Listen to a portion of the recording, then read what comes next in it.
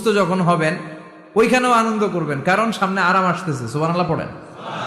মুমিনের হারাবার কিছু নাই, দুঃখ পাওয়ার কিছু নাই। মুমিন অসুস্থ হলে অসুস্থতার মাধ্যমে, তার রোগের মাধ্যমে তার গুনাহ ঝরে যায়, সে আল্লাহর কাছে প্রিয় হয়ে ওঠে। তা আমাদেরকে কেউ হারাইতে পারে? কথা বলেন, আমাদের কেউ ভয় দেখাইতে পারে? মোটিভেশনাল সূরা, সূরাতুল ইনশিরাহ আর সূরাতুদ দুহা। এখানে অনেক হিউজ মোটিভেশন আছে।